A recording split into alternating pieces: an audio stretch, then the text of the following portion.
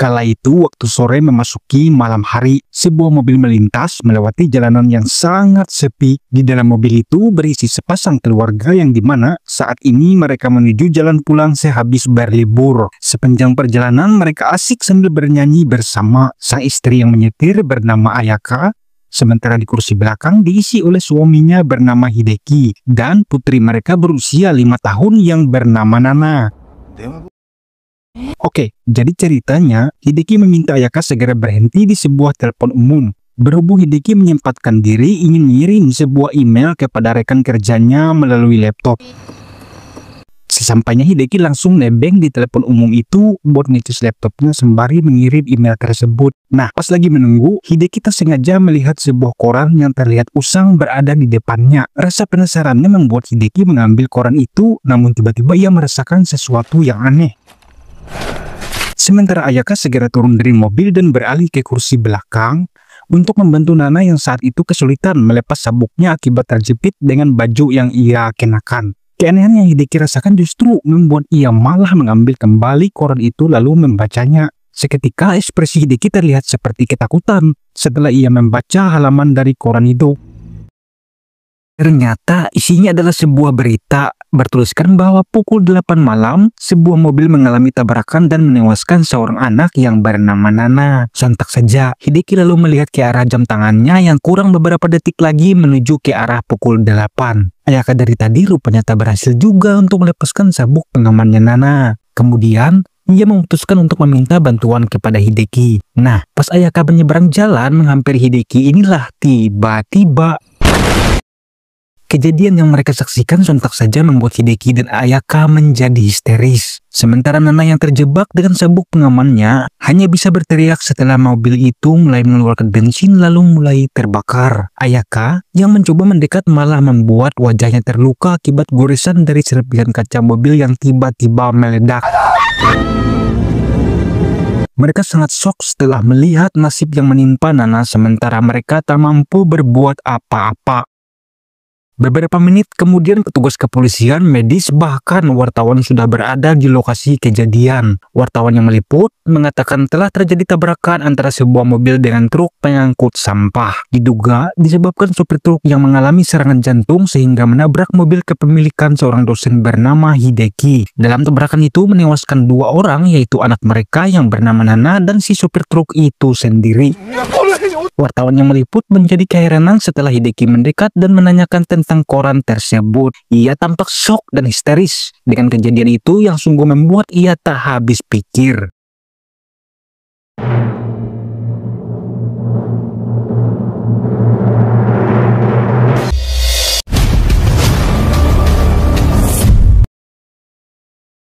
Kisah kemudian berlanjut ke 3 tahun setelahnya. Kini Hideki hidup seorang diri menempati sebuah rumah kontrakan. Peristiwa itu tentu saja meninggalkan trauma yang masih membekas dalam ingatannya. Sejak saat itu pula Hideki yang masih menyalahkan dirinya atas kepergian Nana membuat ia sangat membenci tiap ada koran yang diantarkan petugas surat kabar berada di balik pintu rumahnya. Namun walau bagaimanapun sebagai manusia umumnya Hideki juga perlu makan. Ia tetap bekerja seperti biasa sebagai seorang dosen yang mengajar di sebuah sekolah. Di ruang kelas saat itu ia sedang membaca sebuah sastra dari salah suatu studinya. Kegaduhan murid di ruangan itu sepertinya sudah menjadi hal biasa bagi Hideki. Mungkin selama digaji ia tak mempermasalahkan hal itu. Namun ada satu murid yang berhasil membuat Hideki merasa terganggu. Ia mendapati seorang siswi bertingkah aneh yang tiba-tiba menatap ke arahnya. Sementara di sebuah universitas berbeda, seorang profesor ahli spiritual sedang memeriksa gambar yang dihasilkan dari sebuah kamera. Setelah mendapat penampakan dari gambar itu, seorang asisten kemudian melaporkan hasil tersebut kepada seorang wanita yang memantau dari balik ruangan kaca. Ia tak lain adalah Ayaka yang saat ini bekerja untuk meneliti hal spiritual dari berbagai benda. Sejak peristiwa itu, Ayaka mendedikasikan hidupnya untuk meneliti berbagai kejadian spiritual seperti melalui koran. Dalam percakapan itu, mereka membahas sebuah dimensi yang disebut kosmos. Diceritakan bahwa kejadian masa lampau dan masa depan itu semua direkam oleh sebuah entitas. Entitas itu kemudian menyampaikan hal tersebut kepada beberapa manusia yang terpilih. Dalam prosesnya, orang yang terpilih akan mendapat sebuah firasat seperti melalui surat kabar yang disebut teror koran. Profesor menyarankan Ayaka sebaiknya berhenti mencari tahu tentang teror koran tersebut. Beliau tak ingin Ayaka bernasib sama seperti seorang pengacara yang tiba-tiba menghilang setelah mencoba menyelidiki teror koran itu. Pengacara yang beliau maksud bernama Ray. Ia menghilang tak ada kabar lagi setelah berbicara dengan beliau melalui telepon. Semenjak kepergian Nana, Ayaka diketahui bercerai dengan suaminya Hideki. Sama halnya dengan Hideki yang masih dihantui trauma. Tiap kali Nana melihat bekas luka di cermin pada wajahnya, ia pasti teringat akan peristiwa memilukan itu. Apabila Nana menyelidiki teror koran tersebut, maka hal itu sangat kontras dengan Hideki justru membenci setiap kali ia melihat koran. Sepulang mengajar, Hideki yang mendapati koran itu lagi, segera keluar menghampiri si petugas surat kabar. Sambil emosi, Hideki meminta agar berhenti mengirimi ia koran. Namun, seketika ia menjadi terdiam setelah melihat sebuah berita dari koran tersebut. Sementara itu, Ayaka yang sedang meneliti beberapa buku tentang teror koran di rumahnya, ia mendapat telepon dari profesor yang sebelumnya berbicara dengannya. Di situ, Ayaka mendengar suara aneh si profesor. Takut terjadi sesuatu, maka Ayaka memutuskan untuk mendatangi ke rumahnya. Sesampainya di rumah itu, Ayaka tak menemukan si profesor. Beberapa kali ia memanggil namun tak mendapatkan respon.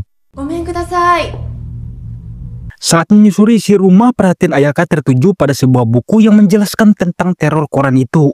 Ia melihat berita berbagai peristiwa yang pernah terjadi diberitakan di berbagai clipping koran. Setelah ia amati, ternyata buku itu ditulis oleh si pengacara yang bernama Ray seperti yang disebutkan. Dari nama itu, Ayaka mendapatkan petunjuk yang mengarahkan ia ke nomor telepon Ray dari catatan telepon si pengacara.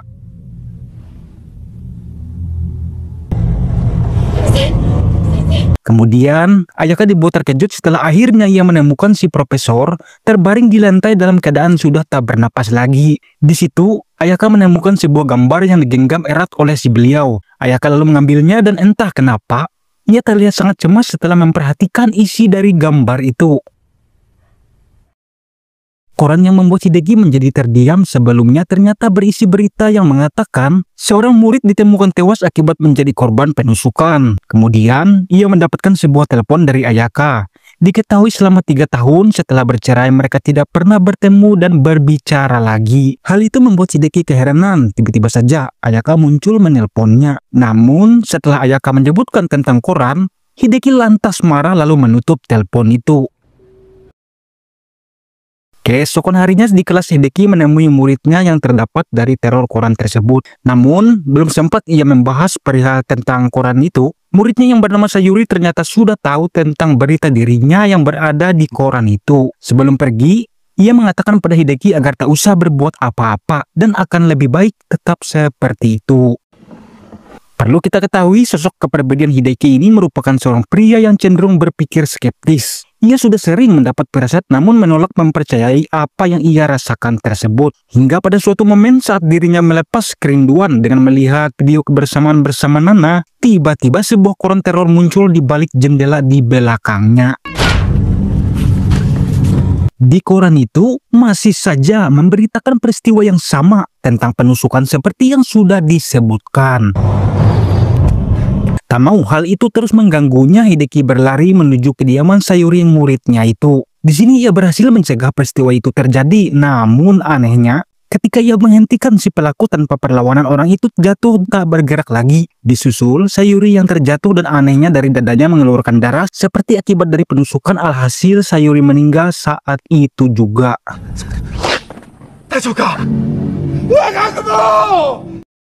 Keesokan harinya Hideki menemui Ayaka di tempat kerjanya. Ia menceritakan semua yang dialami dan seperti halnya Nana, Hideki merasa bersalah atas tewas muridnya itu karena ia mendapat firasat namun tak bisa berbuat apa-apa.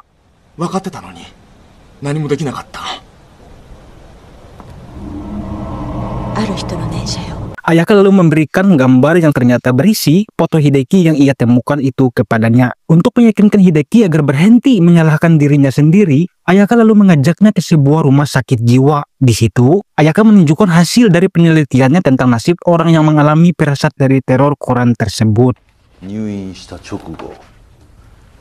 Dokter yang pernah menangani menceritakan pasien yang berumur 13 tahun mendadak mengalami perubahan fisik. Bayangkan saja, dalam beberapa bulan pasien itu sudah terlihat seperti menua.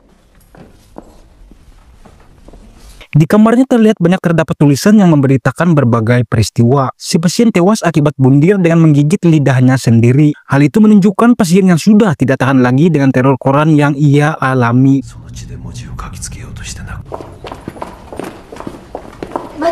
Alih-alih menyadarkan Hideki bahwa semua yang terjadi akibat teror koran tersebut, hal itu justru membuat Hideki semakin putus asa.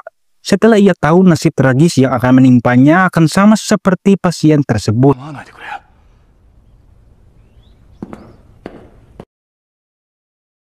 Semakin hari, kejadian aneh semakin sering mulai dialami oleh Hideki. Seperti saat ia bermimpi bertemu dengan sosok hantunya Nana, Hideki tampak ketakutan setelah melihat kondisi mengerikan Nana akibat terbakar.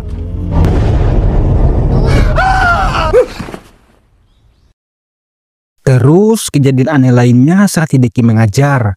Ia tak sadar telah menulis sebuah berita tentang bencana longsor yang terjadi. Hal itu membuat muridnya yang tadinya gaduh menjadi terdiam keheranan.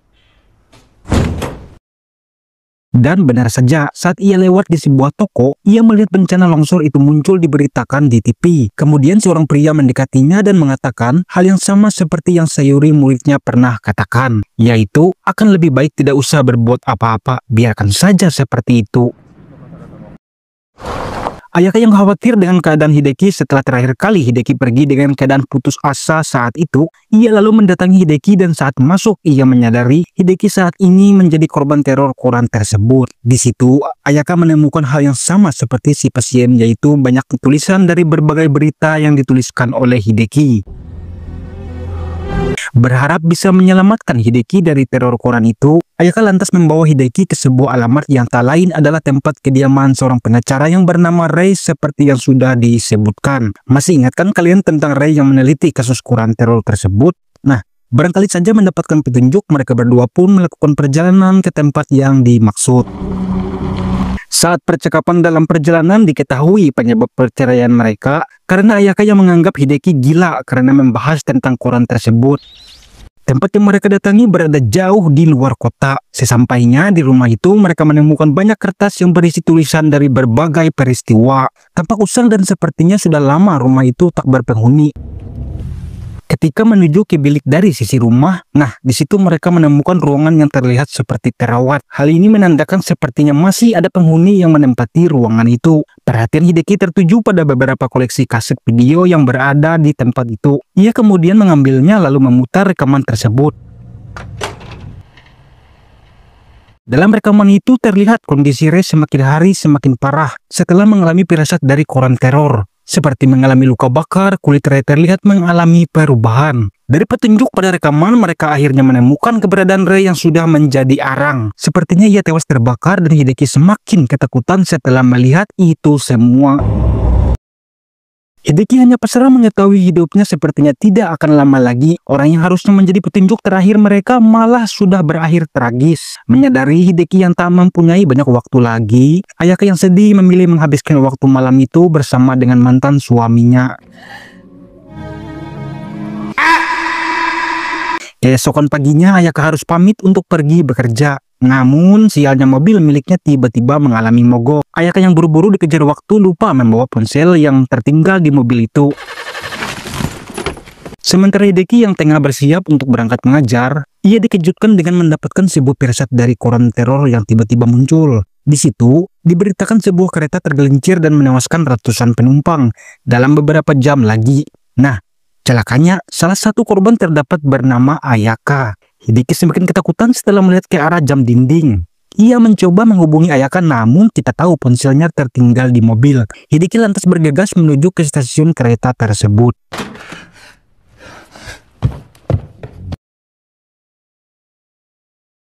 Ayaka memutuskan naik kereta untuk ke tempat kerja. Ia bersama asistennya sudah siap berada dalam antrian penumpang yang akan segera naik. Hideki terus berlari sambil berteriak memanggil nama Ayaka.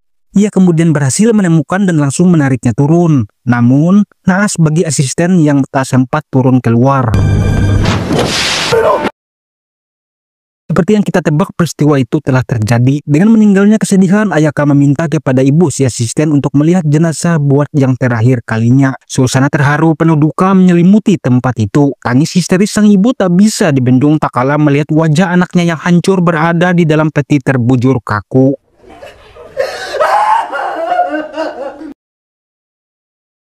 Sejak saat itu mereka memutuskan untuk tinggal bersama di rumahnya Ayaka. Saat membenahi barang, Ayaka melihat lengan Hideki yang sudah mengalami perubahan persis seperti Rei sebelumnya.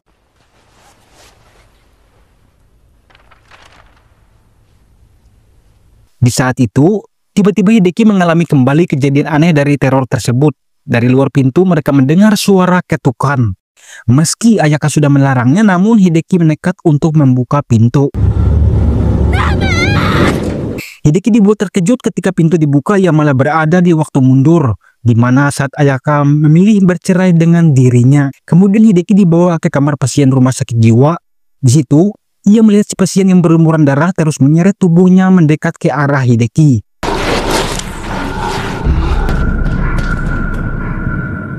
Lalu, ia juga dibawa saat bertemu muridnya, kemudian beralih dibawa ke tempat ia bertemu seseorang sebelumnya saat menyaksikan siaran TV. Hingga kemudian ia berada di sebuah tempat dan bertemu dengan si profesor. Nah, dari profesor melalui sebuah gambar inilah yang kemudian mengarahkan Hideki berada di tempat si pengacara yang bernama Rei tersebut.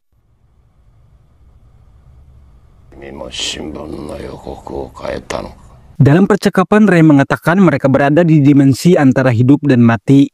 Teror yang mereka alami adalah sebuah kutukan yang dimana akan memaksa Hideki untuk memilih di antara dua pilihan tanpa ada pengecualian untuk bisa dihindari. Awalnya Hideki belum mengerti pilihan apa yang dimaksud setelah ia dibawa ke waktu saat sebelum kecelakaan terjadi.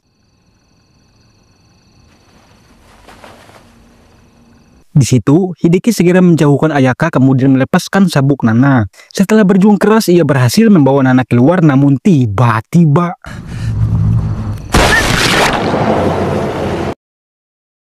melihat Ayaka yang tewas tertabrak truk itu, barulah Hideki mengerti akan pilihan yang diberikan kepadanya, bahwa di antara mereka bertiga harus tetap ada satu nyawa yang diambil. Dengan keteguhan hati dan ketulusan rasa cintanya terhadap Nana dan Ayaka, sehingga ketika ia dibawa kembali berada di waktu posisi semula sebelum kejadian, maka Hideki buru-buru menjauhkan Ayaka, kemudian ia melepaskan sabuk yang menjepit Nana tersebut, hingga kemudian meminta Ayaka segera mengambil Nana dan menjauh dari mobil. Sementara Hideki tak bisa berbuat apa-apa lagi setelah kakinya terjepit kursi pengemudi. Seperti penuh kepuasan, Hideki hanya bisa mengatakan bahwa ia berhasil, kemudian memilih berbaring. Ayaka hanya bisa histeris menyaksikan kematian suaminya itu saat mobil meledak terbakar. Kini Nana selamat digantikan dengan nyawa ayahnya Hideki.